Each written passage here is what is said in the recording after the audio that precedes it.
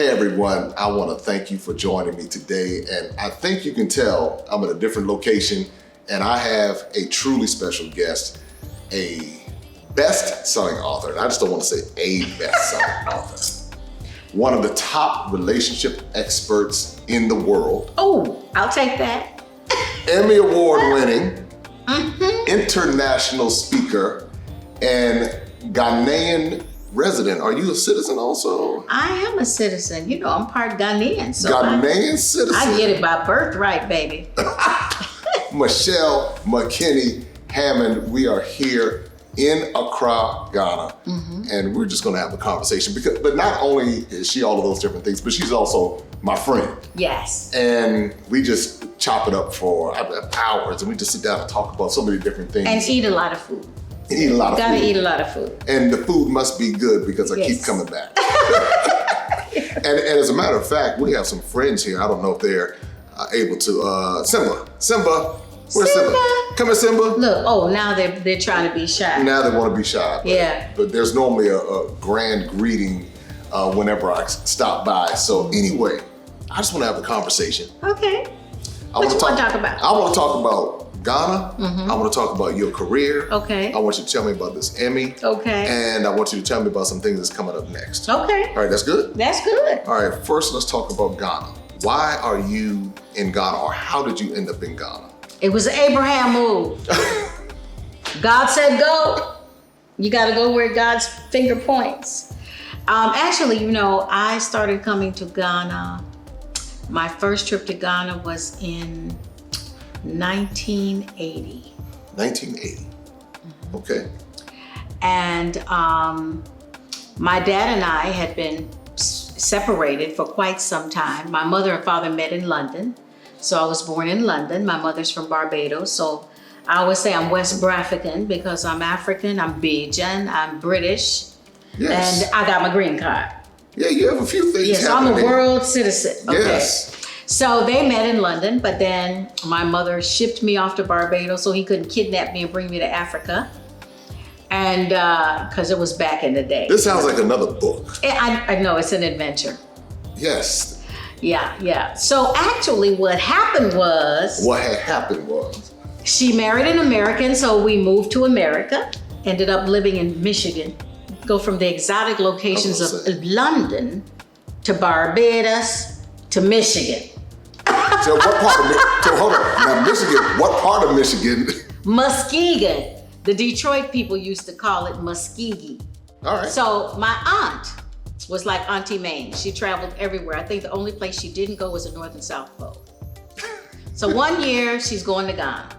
She was going to Africa. She was doing the whole tour. She was going to Kenya. Going everywhere. She was going everywhere. Botswana. Yeah, exactly. So I said, do you think you could find my dad? I'm curious about him. I want to know something about him. You know, he looks cute in the one picture I had, but in the one picture? In the one picture I had, he was kind of cute, you know. And I had a father, so I didn't feel fatherless, but I was curious about who your biological father. Exactly. So she said, okay. So my mother said, well, the only thing I remember about him is that I used to write to his mother in Accra. That was all she remembered. And we're in Accra now. Yes, we're in Accra. And you're gonna love this. So she checks into the Golden Tulip Hotel. Really? Which is still one of the top hotels here. And she asked the bellman, have you ever heard of a George Hammond? And he said, yes, madam. He's the chairman of Merchant Bank. He comes here with his clients at 5 for drinks every evening. Can you imagine? Miracle moment. Go figure. So he gave her the number to the bank and she called him and said, I'm your daughter's aunt and she asked me to find you, and he was excited, took the first thing smoking over, and we were close until he passed on in 2010. Isn't that something? Yeah, July 3rd, 2010. I remember it well because I was speaking at the Essence Jazz Fest the next day on the 4th of July, and they called me and woke me up with that news. So he passed on, and he was a very successful businessman here. He was the chairman of Merchant Bank. He started the cash and transit business. He had a security company. He made lime oil for Coca-Cola. He had He did a little bit of everything. he had other businesses, you know, forex exchange companies and Renaissance travel man. agent. Yes. So I guess that's where I got that from, because I'm like a Jamaican, 10 jobs, you know, and do everything. You and do he a little did bit of too. everything, right? So, and then, you know, it's interesting because I found out later in life, I came into the house one day and I saw this guitar leaning against the door, and I said, whose guitar is that? And he played guitar. He said, it was mine. I said, you played guitar? He said, I was in a band in school. I was like, what? So that's where I got the music from. Isn't that amazing? It's amazing because you're getting the full picture. Yes. And a lot and of I people hadn't seen him since I was 2 years old. And my mother used to say all the time, you're so much like your father. That is so bizarre. And when he came to Michigan, we checked him into a hotel. He signed. And my mother said, oh my God. I said, well, she said, you all have the same signature. And you hadn't been around him. Hadn't been around him until I was like 16. From the time I was 2. And had his mannerisms and Yeah. And so my brother came to America one year, and we all hung out together, went on a cruise. And she was like, she couldn't get over how much alike we were, not to have grown up together. Oh, you and your brother? Yeah. One of his son from here. Did you ever have the opportunity to take a picture with your biological mother and your biological father? Together, I'm sure there's a picture of us around somewhere. Because we were all together. I mean, he did come and see her, and so you all were able to establish a relationship, you and your dad. Yeah. I mean, he still loved my mother very much and called her the most beautiful woman in the world, and so we had a very peaceful coexistence. They would have their family meetings about the direction of my life, him, my dad, and my dad, my mom, my dad, and my dad, and they would all agree. And then they would come and tell me what was going on, and that's what we did. So that is very interesting, and it's good to hear that because you didn't, although he wasn't in your life for 16 years, right? You still had your father. Yep. But then you were able to gain your father. Yeah. And of course, you still had your mother. Yeah. And that gave you a different perspective on everything. Most definitely. So now, all right. So you had the connection. How do you end up in Ghana? Because you were in Detroit. I was in Muskegon. Yep. And so, I mean, he wanted me to come and visit. So I came here for the first time when I was 21 years old, which I thought was a really significant number. And my grandmother lived in Cape Coast, where the slave castles are. Yes. Dungeons, I should say. And so I went there and hung out and met all my cousins, and they took me on the tour of Elmina and Cape Coast Castle, and I was quite moved by it. And I don't know, there was just something about being here, the smell of the red earth, the friendliness of the people. And I remember the first time I saw my grandmother, and she said, Ayo, we've been waiting for you. And she had this little bracelet that she had made when I was born. Really? Because they present these things to you at different times. And so, and my aunt said, your name is Ayo Deli. We will not call you Michelle. So everyone called me Ayo. So Ayo is actually a Nigerian name, and it means joy arrives in the house. So your full name they gave us, you said Ayo Deli. Ayodele. Yes. It's spelled Ayodell. Yeah. So my grandmother was part Nigerian. So understood. I got her name. So when I was named after her. My mother changed my name to Michelle. So now Ayodele is my middle name. Understood. You learn all of these different things. And of course, my Ghanaian day name is Abina. Born on Tuesday. Tuesday, yes. See, I'm learning these things. It's all coming together. I'm eating with my hands now. Yes, fufu. Do you eat with your hands? Fufu? No, I still do it with a spoon, but I love the food. That's the bane of my existence. I'm on a constant diet because I'm always eating some Ghanaian food. Oh, it's so good. Because that's the one question a lot of people have when they talk about coming. Well, of course, they put Africa in a monolith in their mind. Yes. But everyone that I know, when they come to Ghana, they talk about how they enjoy the food. And so, see, here they go. Hey, there they what's go. going on? There's What's a conversation going on with Nina outside. You hear one over here. Woof, Yep. Similar. Okay, Simba's not focused on me. Yeah. So, but the food, and that's the thing. At first, I was a little nervous because I didn't like the spicy side of it, but now I'm getting used to it. And I'm finding myself eating spicy food, and that's, I wouldn't have touched it before. It's the most wonderful flavors, you know, just bursting in your mouth, you know. I mean, sometimes, you know, that it can be a little hot, but if you get it at the right temperature, it's just divine. And of course, you know, there's an ongoing debate about which jollof rice is the best between Ghanaian and Nigerian, but hands down, Ghanaian jollof rice. But you can't leave out Sierra Leone, and you can't leave out Senegal. Yeah. See, but they have their own food, you know. I love Nigerian food, and perhaps it's the Bajan in me, because I find actually that the cuisines are quite similar. Between Nigeria and Ghana? Between Ghana and Barbados. I always say that the ship from Ghana went to Barbados and the ship from Nigeria went to Jamaica. Because the temperament of the people, you know, they're a little more spicy and aggressive, but that whole British teetotaler kind of temperament, Barbados has it, and Ghana has it as well. The Fanti people here, you know, but you go up north and the Ashantis are more aggressive, more business-minded. You know, but the Fantis are the intellectuals, you know. So it's interesting when you start learning about the different tribes and their temperaments and their leanings. But I find the Fanti part of Ghana be very much like Barbados. And then we have this thing called wache, which is rice and peas in Barbados. I love wache. I mean, I could eat wache all day long. I mean, I had some wache yesterday. I love wache. And red bread. I had red bread too. Oh, I love that. But see, that's because I like black. They call them black-eyed beans. Yes, yes. Down in South Carolina area, they call them black-eyed peas. Yes, exactly. So I was born in Charleston area. Oh, okay. So when I came here and I had jollof, I was like, wait a minute. I said, this tastes familiar. It tastes like red rice. Yeah. And that's where all of these different connections come in. You start. Have you seen that show High on the Hog? Everyone tells me about it because my son and I, my middle son, we did a news interview last year, and we were talking about how African cuisine influenced American. Yes, and that show is all about that. So when I looked at High on the Hog, and then he was in Benin, he started off in Benin, and then I remember being in Benin and just seeing just the influences. I was like, wow. So at least we're starting to recognize. Yes, very much so. Yeah. The rice and peas, the chicken stews. And then there's even a little bit of Thai going on there with the peanut stew. Really? Yeah. Okay. Have you had peanut stew? I have not. Don't they call it ground nut? Ground nut stew. Yeah. Right. So that's ground nut is peanut. Yes. I still call it peanuts, and they always like ground nut. Because you see ground nut paste in the store, and I was like, well, isn't that peanut butter? You haven't had that yet? No, I haven't. I'm gonna have to have Faustine make that for you. It is delicious, and one of my favorites actually. So ground nut stew, and it has.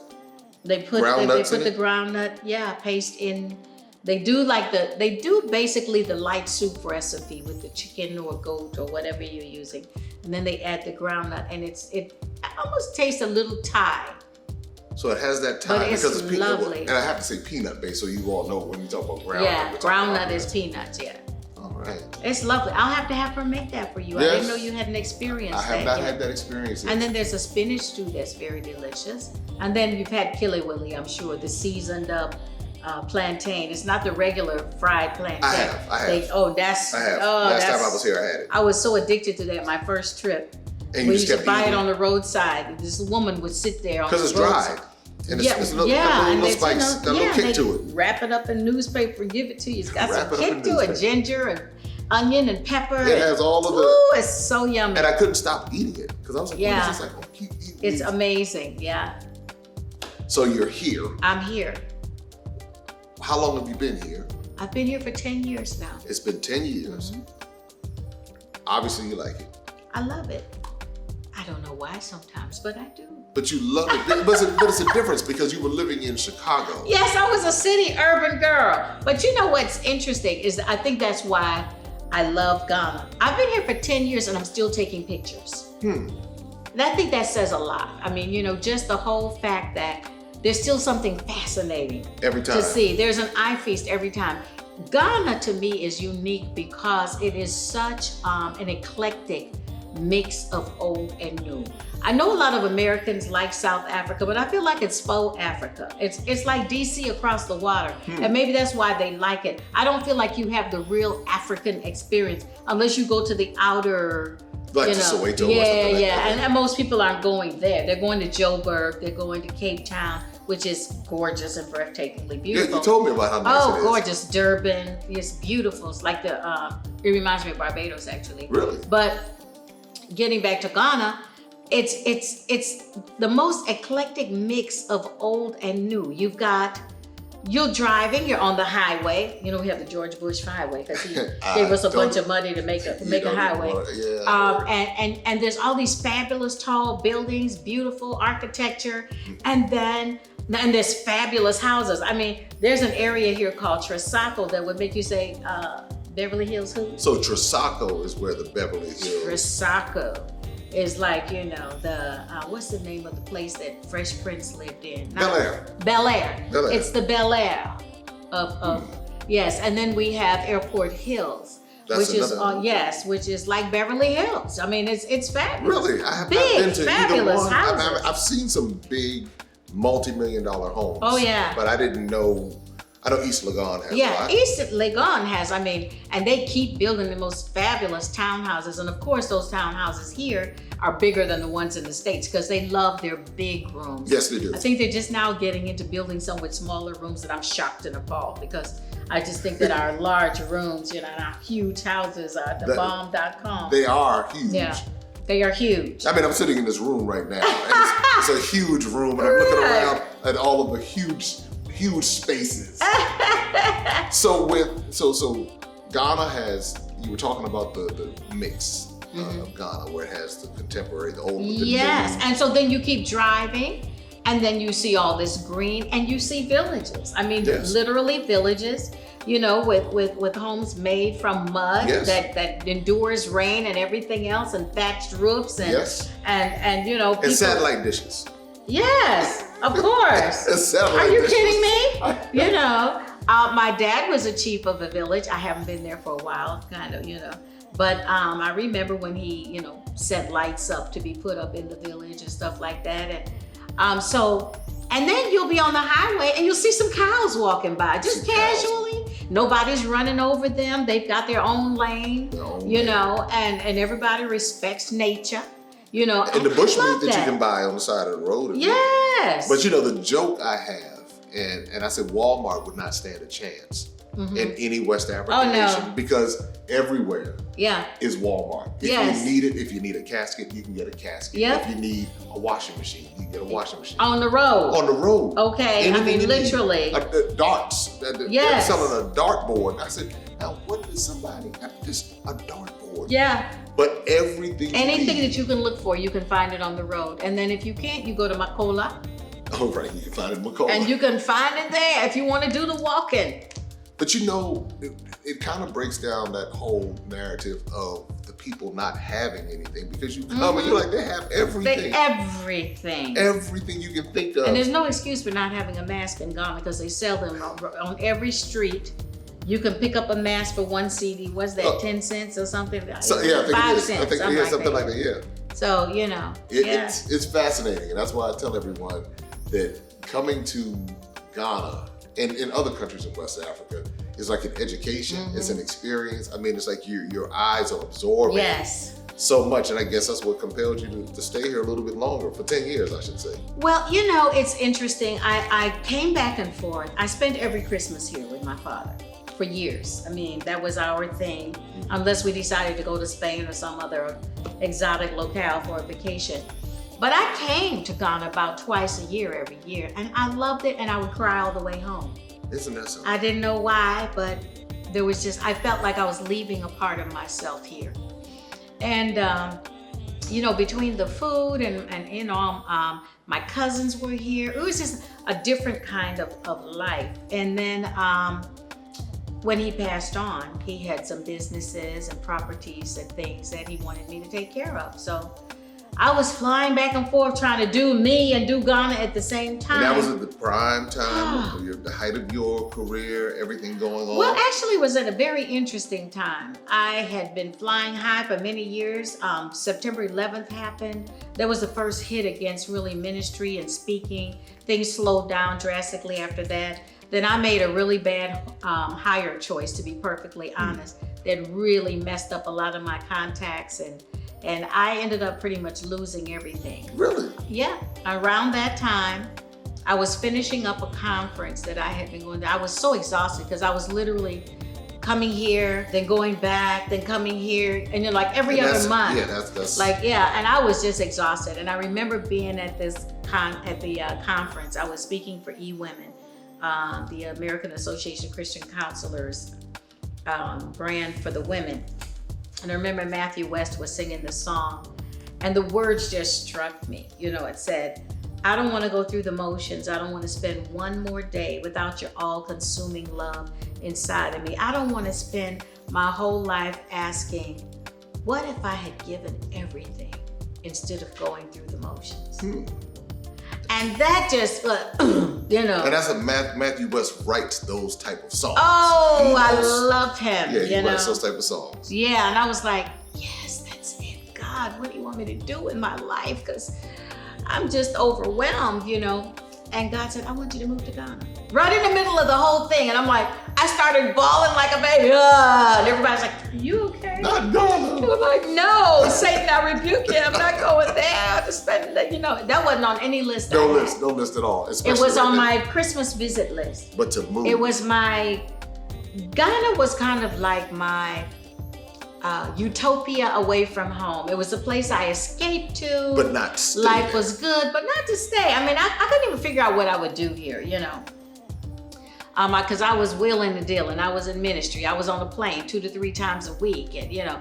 But because of my office situation, I lost a lot of stuff. I ended up having to give up my office, and you know. So around that time was like, okay, God, this. So I knew it was a setup for something else. And I just had to figure out what it was. I kept saying, there's something on the other side of this. And all my friends were like, aren't you worried? And I said, God's up to something. And I'm gonna get to the other side of this. And so when he said that, I stopped and I went, God, if this is you, you gotta confirm it. Because this is big. And I remember going into my office on Monday, and my accountant came up to me and she said, Here's the situation. Yes. You know, it's a little Jewish girl, you know, she vibrated, Annie. And she goes, can we have a talk? And I was like, yes, Annie. She goes, this is not sustainable. We cannot continue this way. Oh. You know what I would do if I were you? I would shut this thing down. I would move to Ghana. I wouldn't do anything for a year, and I'd find out what God wants to do with my life. And I'm thinking, okay, this is the donkey talking to me. Wow. You know? Okay. And so I said, okay, God. So 3 weeks after that, every single thing I owned was on a container on its way to Ghana. And me and my dogs were on the plane. Now, the interviewer in me. See, now, you have us, we vibe. Okay. Then the interviewer in me is all like, right. Okay, rewind this for me. So after 9/11, things slowed down. You made a bad hiring decision. That person made some decisions that cost you a lot of money. Cost me a lot of money. Okay, that's where. Yeah. Okay, because I'm rewinding it. Yeah. And it cost you a lot of money to the point where you said, okay, Annie comes in, this is not sustainable. Right. And you said, At that point, I had actually given my office back to the bank. So you owned it. I had owned it. I owned my home. I had a condo on the lake, and I had an office in the same building. So I had given my office back to the bank, and I had moved into a rental office situation. And then around that time, you know, it was starting to look questionable on my mortgage situation. Okay, all right. So yeah. So at that point, I then had to give up my home. Now, let me say this. The reason why I ask you this is because they hear best-selling author. Mm-hmm. They see this right here. Mm-hmm. And everyone thinks that when you have written 42 books, see, that you're rolling in the deep. That's right. And nothing, everyone thinks that it just it's smooth sailing. But we know in life. Life happens, man. Life happens. Yeah. And this happened right after, again, I come back to 9/11. And it had to be humbling, I'm assuming. It was, but it's weird. I didn't really think about it. You know what was the most humbling thing for me was when I started the downward slide and my friends were like, well, your dad has money. Just call him. And I was like, I can't call my daddy. I bought my daddy a car. I've been rolling like that. I can't call him and tell him I need him to help me with my mortgage. And they were like, call your daddy. And and then the bank was like, what you gonna do, miss? Because we're ready to come and take the keys, So you had to give up the home and the office, yeah. So it's very interesting because I then ended up giving the house back to the bank, and the people who bought it were Christians, and they asked me would I like to stay and rent, and my rent was lower than my mortgage, so. I had searched for other places to move and was never, that was very disconcerting for me because I've got to move and I can't find anywhere to move to. And then they came and said, oh, we'd like you to stay, So you were able to stay. And so I was able to stay. And it was about 3 months after that God told me to move to Ghana. And so they were willing to let me out on my lease. They understood, they got it. And so it was, God God had set it all up, really. And it was a reset. It sounded like it was a reset. It was definitely a reset. I mean, that person in my office had just not returned calls for invitations. So my calendar just bottomed out. Wow. And, it was, and I didn't realize it because I was still moving. And so, I used to book out like 2 to 3 years in advance. So you're trusting that someone is handling their business. Yep, and they were not. And we discovered that, and it really, really cost me. By the time I was able to call people that, we didn't hear from you, so we booked someone else. And that conference was last year. Yeah, it was really, really bad. And I was like, what just happened here? So I kept saying, okay, God's up to something. There's something that's for the blinder to have been that. Yeah. Because normally, discernment works several different ways. It's like, okay, I didn't see that. I saw it. And then I didn't see that. Why didn't I see that? Yes. How did that happen? And so that's when you deduct that perhaps I wasn't supposed to see it. Exactly. And I had a lot of staff. I had I had travel assistants. I had 3 travel assistants that traveled with me. So you had to let everybody go. I had a PA. Yep. I had, like a host of interns that sent out books. It was an operation, Yes. I remember hearing your name and I remember seeing the clips. Yeah. And this was probably, I guess, about 20 years ago. But of course, no one knew all that was going on. Right, at that time. I was doing a talk show. I was, on TLN, and I was always on somebody's show. I was doing relationship expert stuff for WGN News. So so this was at the prime of your career. And then it was like, so. How did you rebuild? How did you get back? What was that process like? Well, God told me to move to Ghana. All right. And at the time, it was really interesting because I had been going to Los Angeles. Eric Tannenbaum, who was the executive producer on 2.5 Men and Big Bang Theory, had really liked me. And I had an agent out there, Jim Keller, and they were taking me around to get me a talk show. And, I interviewed with everyone. I went to OWN. OWN was just getting started. They didn't know what they wanted to do yet. Telepictures, Sony. OWN has been around that long. Yeah.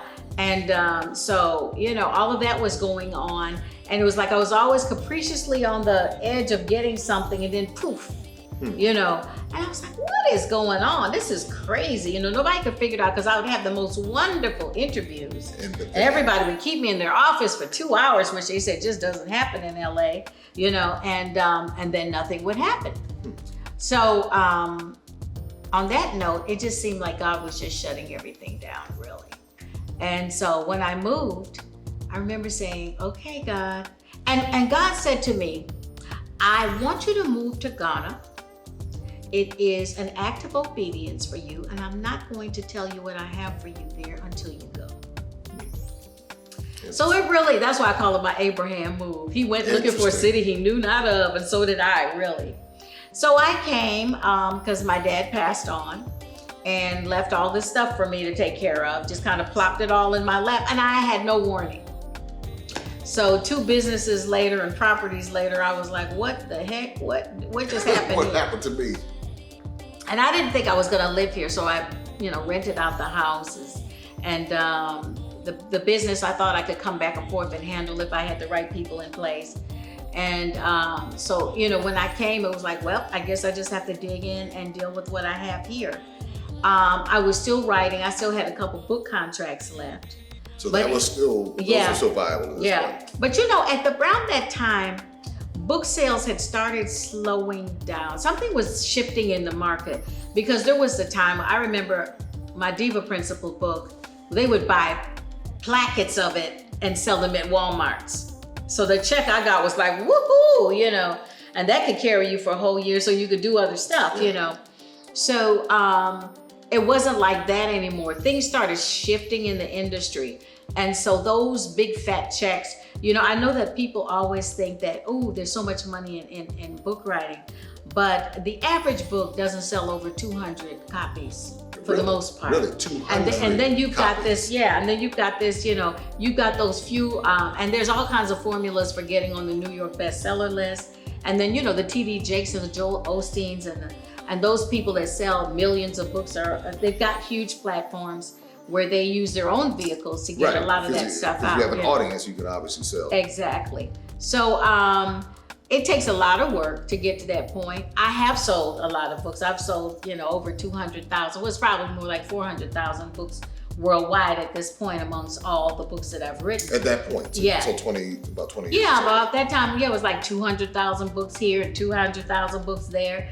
But that slowed down in years, and then ebooks came out. I was going to say the sound like digital format might have started. So, you can still do well as an author, but the type of money you used to make in writing It's not the same. It's not the same. Ebooks took a big chunk out of that. What would you say, and this is kind of like shifting a little bit, but we'll come back. Yeah. What would you say the formula is now for having successful books?